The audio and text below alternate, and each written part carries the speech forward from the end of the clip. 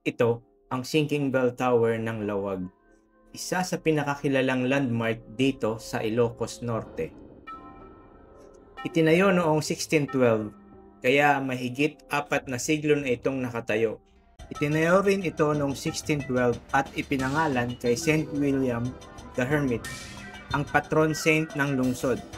Ang estilo nito ay simple pero eleganteng Baroque church. Ito naman ang St. Andrew the Apostle Parish o mas kilala bilang Bacara Church dito sa Ilocos Norte. Isa pang interesting na trivia ay dati may dome ang bell tower, pero noong 1993 bumagsak ito dahil sa malakas na lindol. Kaya ngayon tinatawag siyang domeless bell tower o minsan naman ay beheaded bell tower dahil dito naging kakaiba at iconic na landmark siya ng Bacara. Nandito naman tayo sa Cape Corregidor Lighthouse o mas kilala bilang Burgos Lighthouse na matatagpuan sa Burgos, Ilocos Norte. Itinayo pa noong panahon ng mga Kastila, around 1892. Ang lighthouse na ito ay nagsisilbing gabay ng mga barko na dumadaan sa West Philippine Sea, lalo na sa mga Spanish galleons noon. Kung mapapansin mo, ang design niya ay Spanish colonial architecture gawa sa bricks at matibay na bato. Dahil nasa mataas na burol, perfect na vantage point ito para makita ang buong coastline. Ngayon, ang Cape Corregidor ay hindi na lamang basta lighthouse. Isa na rin siyang National Historical Landmark at National Cultural Treasure. Isa na itong simbolo ng history at heritage ng Ilocos Norte at patunay kung gaano katibay at kahalaga ang mga itinayo noong panahon ng Kastila.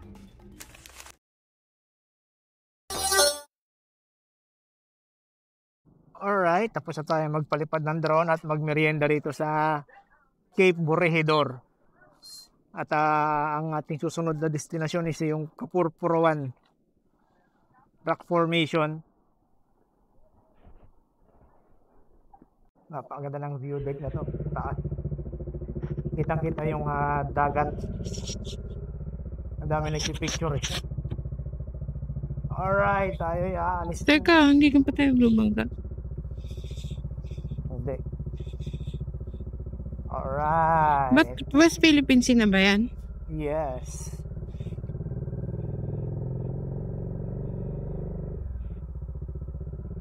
Eh saan sila nagbabantay ngayon? Hindi ko alam eh.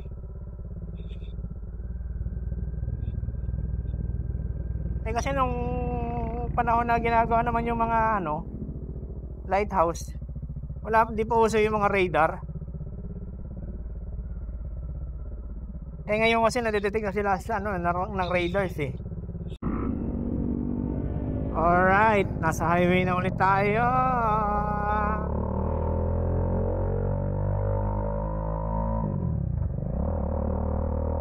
Ayun yung dagat kanina. Pero nakita na natin yung dagat sa taas eh.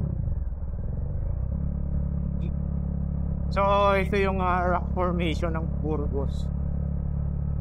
Sa ganyan dagat putik di ka makakaligo eh. Katala sa mga bato.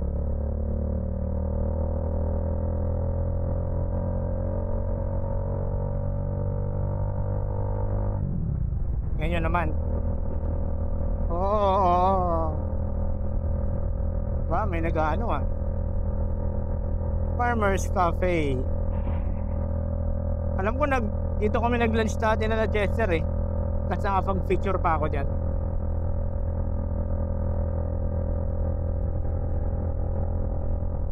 Pero ngayon is 10:38 at tayo papunta ng Kapurpuruan Rock Formation. Pero I doubt na makakapunta kami ngayon doon. Gawa ng may gamit tayo sa motor na hindi pwedeng iwan. Ando na yung LC.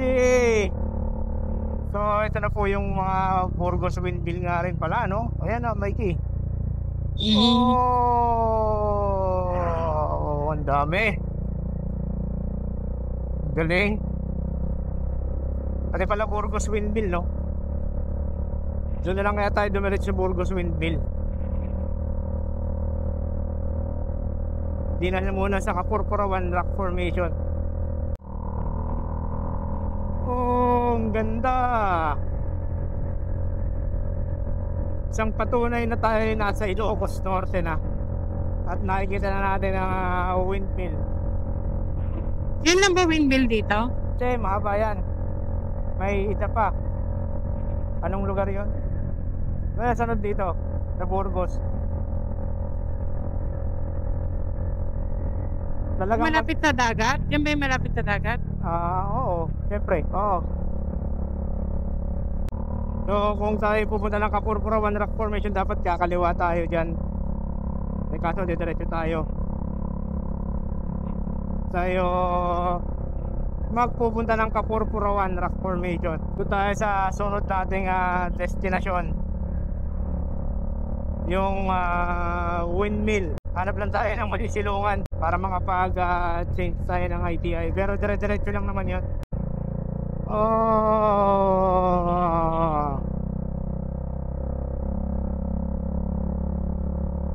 Di mandar yung isa. Imagine mo, laki-laki niya noon, papaandar niya ng hangin. Di ba? Nako.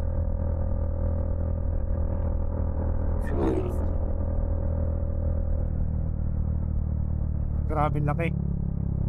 Lakas ng hangin. Oh, follow helmet ko lang yan.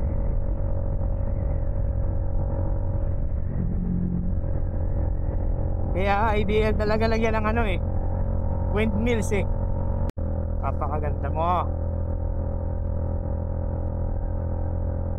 Mas maganda siya sa motor kaysa nung nasa sakyan ka. Yan mas kitang kita mo. Yung pa. Madami hindi gumagana. Baka depende kasi kung saan sila nakaharap. Kung nasan yung hangin.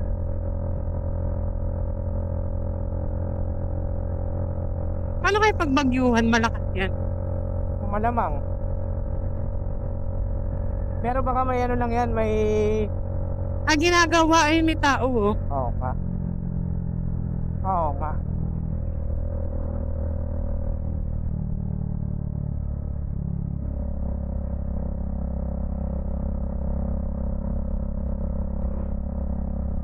Oh, lapit na din pa niya. Ito tayo. Ito. Mukhang nag-aalangan ako magpalipat ng drone lalo pag ganyang kalakas yung hangin. Sira ulo ka ba? Gusto mamulot sa dagat. Mataas na ito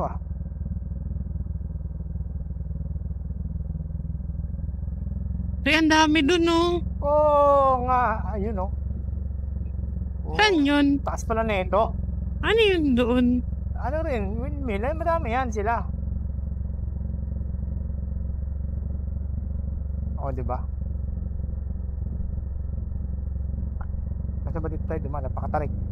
Bakit may iba pa daan? Hindi ko alam Pinanood ko lang si Google Map. Pero tingin ko meron. Oh, ganda.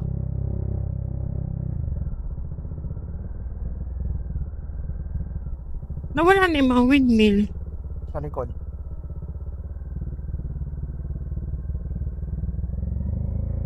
Oh, may mga homestay din dito. Ang galing.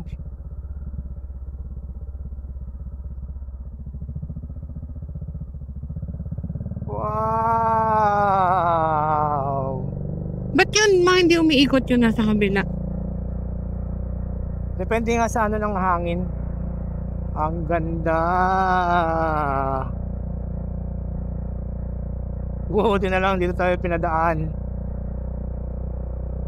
Video.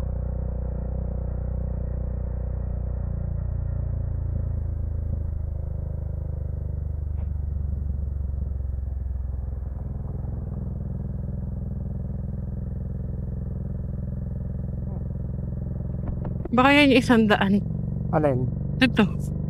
Hindi, meron doon ng unahan. Ang galing. Kitang kita sila lahat. Nagre-record ba? Nagre-record.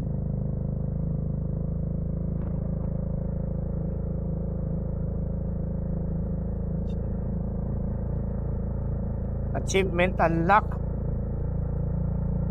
Magmotor.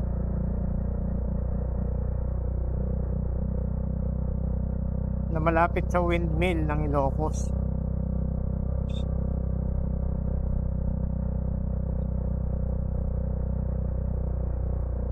Sulit yung pagpaplano ng mahaba.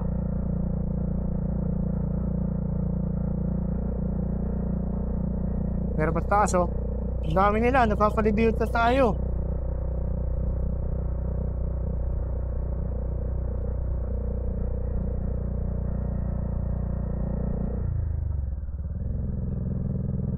Ang ganda.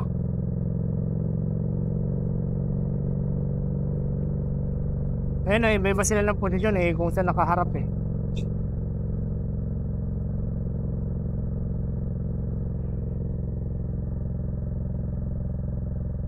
O baka pag naka-maintenance, tingin ko sumasabay sa hangin yan eh. Kung saan nakaharap papunta eh. Seashore, this way, windmill. Okay na dito. Kitang-kita naman eh.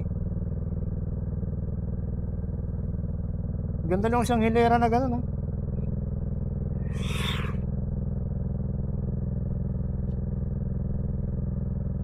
Oh, grabe.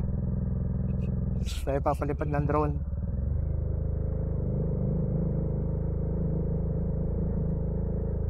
Kami humihinto para mag-picture.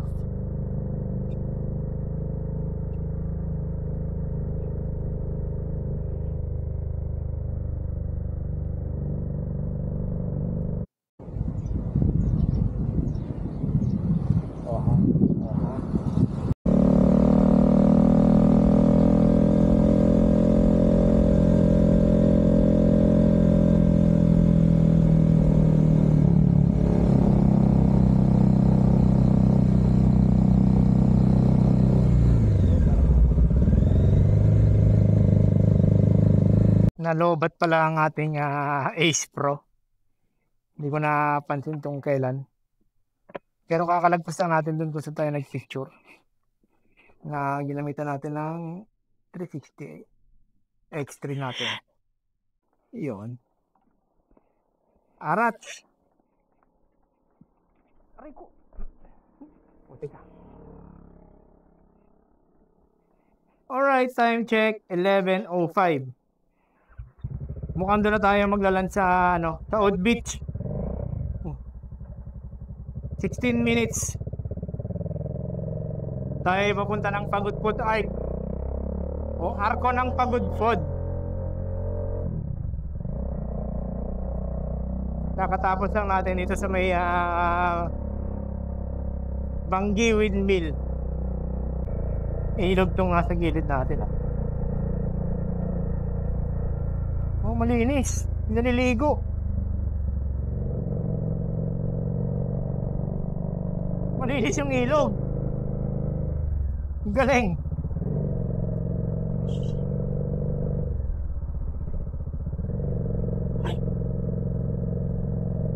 Ito, sa tuloy makikita natin.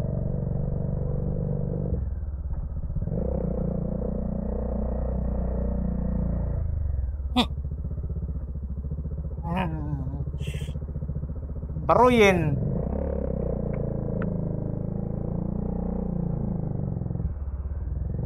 Baruyin Bridge. Oh, linaw nga. Saka malakas ang agos. Malinis yung ilog.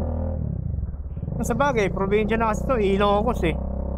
Kanina pa pala tayo nakakita ng mga malilinis na ilog. Alright, dire-diretso na tayo hanggang Pagudpod Arc.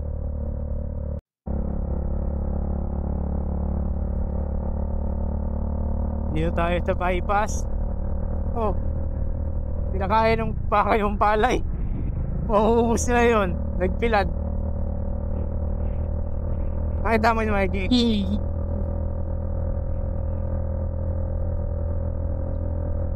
Nagbilad niya eh para nakakita ng baka kinain. Oh, yan yun oh. Taas, kita mo.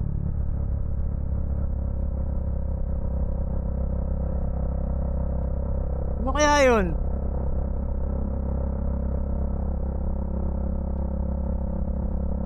Lumang kastilyo. Oh? Walang daan eh. Ganda sa kanan, no?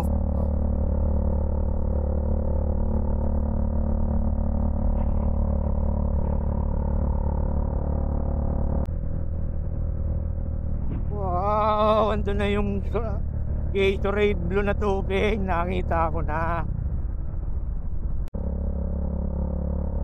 Alright, in 4 minutes tayo nasa Pagod Foot Hike na.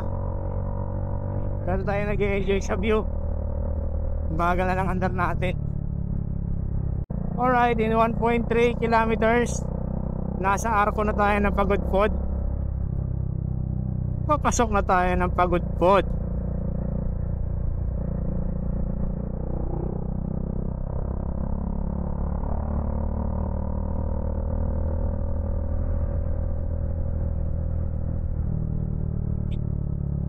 Ganda ng view. Oh, panis. Mahal ang gasolina dito, 77. 77. Anong gasolina yun? Petrol? Shell. Ayun na ang Pagod po daan. Paglagpas natin ang tulay na to, nasa Pagod po na tayo. Polo Bridge.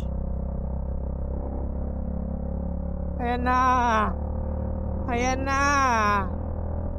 Ayan na ang Pagod Foot.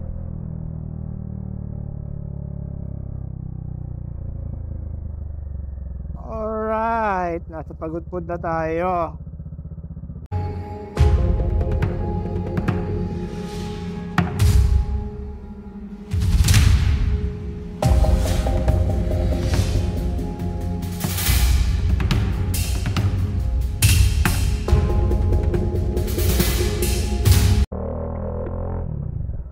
Alright, time check 11:36.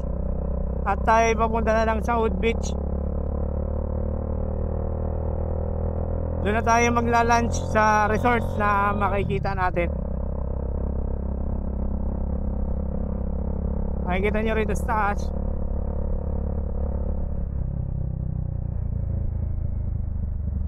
Wow! Putik, di ko lang saan ako titingin. Kurbada kami po.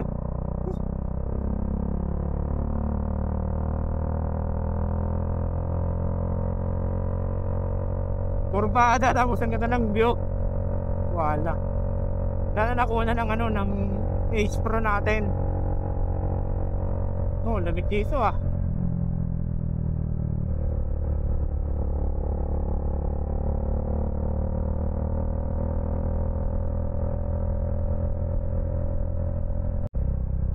Tingnan natin yung hilera ng mga beach resort dito sa Saud.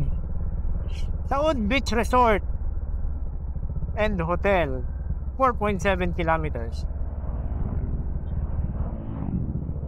Apo Idon, Pagod Foot, Cagayan. Tayo. Tatawag sa likod. Pagod Foot, Municipality of Pagod Foot. Oh, Town Plaza. Nice.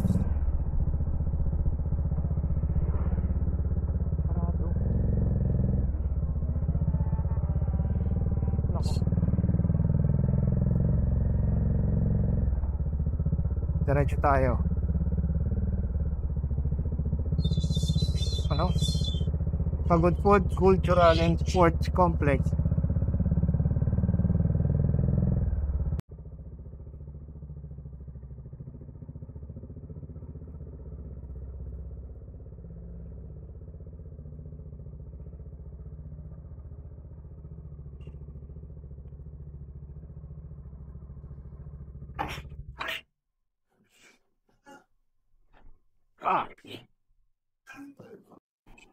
Alright guys, dito tayo sa Apo Idol Beach House Pagod Pod. So, ito yung kwartong nakuha namin. Magkano? 2,500. Good for 4 person. Yan. Isa kaming higahan ni Mikey. Sobrang nice.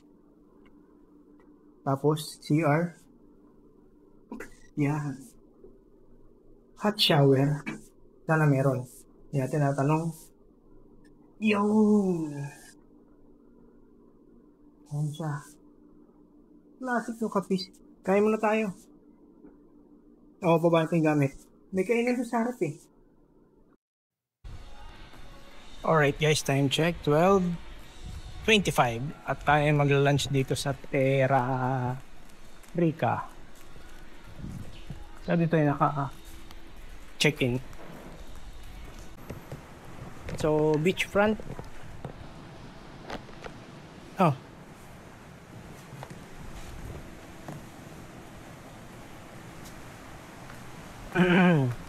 Yan ang lunch by the beach. At andito tayo sa Pagod Pod, South Beach. So ang haba ng coastal na yan. Ayan po. Papagod ka siguro dyan maglakad-lakad. Yan. And tayo kakain sa Evangeline.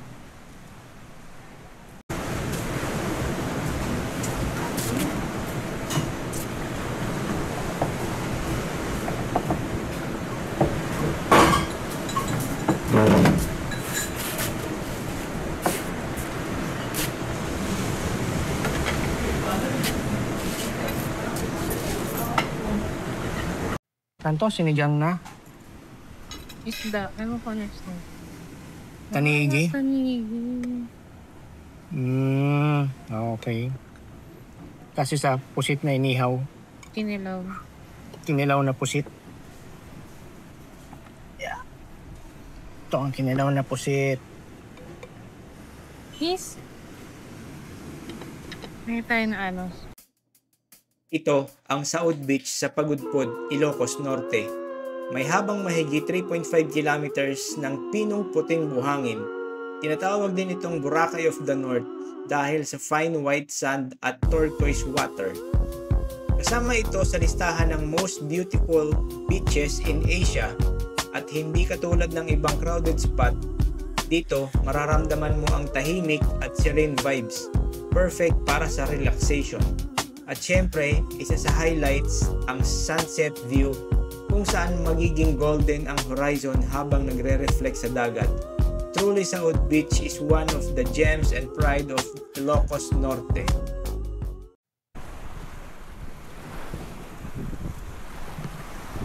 Alright. Lapit na ang sunset. Saan tayo banda? So, past 5 PM at buhangin check sa Pagod Pod sa South Beach. And parang sa ano din, no? Patar. Golden sand, daming mga lamok-lamok. Yan lamok-lamok. Yung crablet, maliliit. Lamok dagat.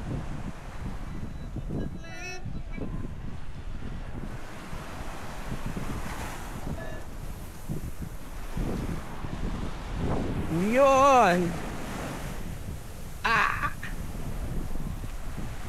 Bata na.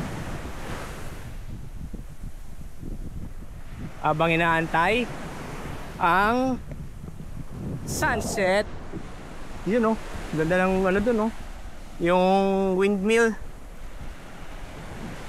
na lang.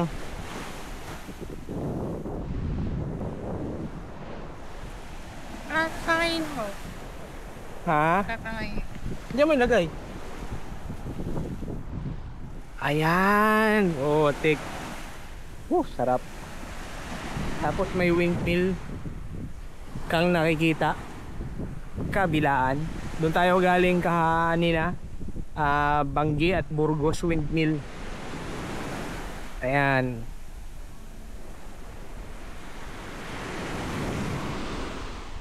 Alright, let's enjoy the beach.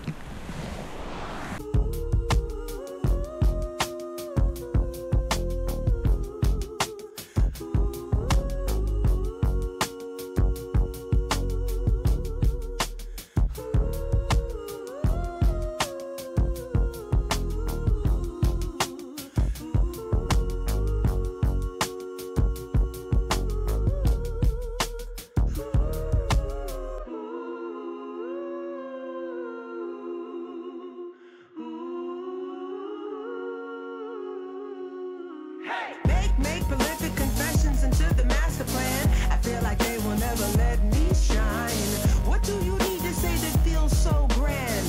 Why is yours so much better than mine? I gotta wait in line for you to feel me. I got to hold my time for the healing. I got to take a back seat. Are you kidding? I got to grab my chance cause it's fleeting. Cause this just feels like yesterday. This just feels like yesterday. Oh, this just feels like yesterday. Oh, this just feels like yesterday.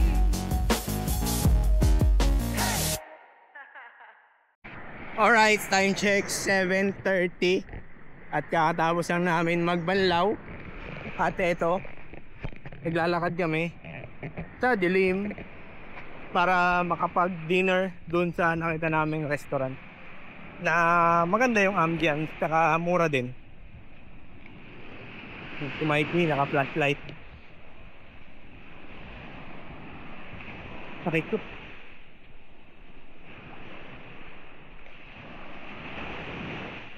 Oh, yung alon. Casa Victoria Beach Resort. Yan. Tayo kakain. Iya, malapit lang naman. Kaso hassle lang yung buhangin. Lalo na pag tumalsik sa damit. Eh, nag-base na kami. Alright.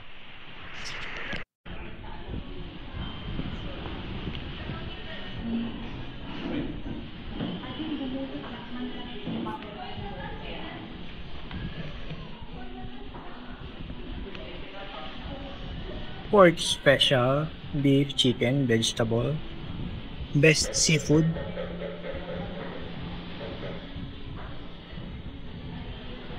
Si Poke-Poke sila rin. Tatat mo yun.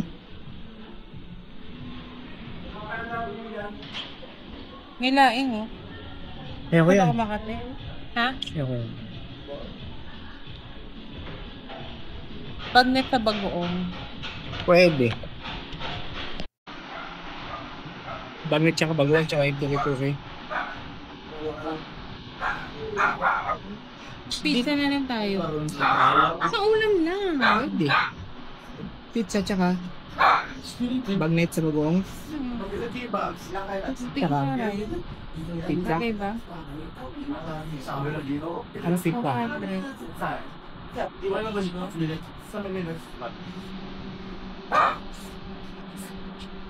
Convenient to ah. Meat lover, pepperoni, chicken teriyaki. Isang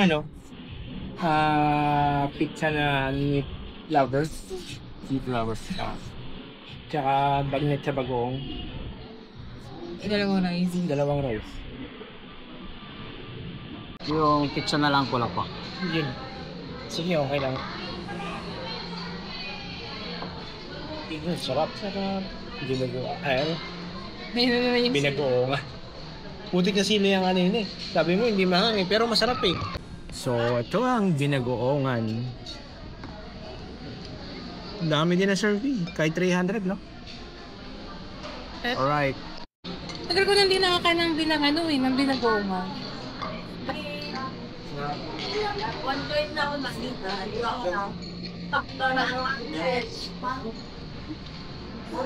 Makain naman ako ng sili.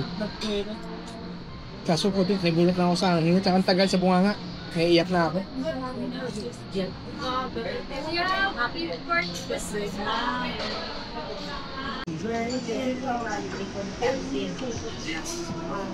May pang-taste out ka kayo na ito? Pag yung August, kaya okay. 50 na service charge. May service charge. Agano? Sarap.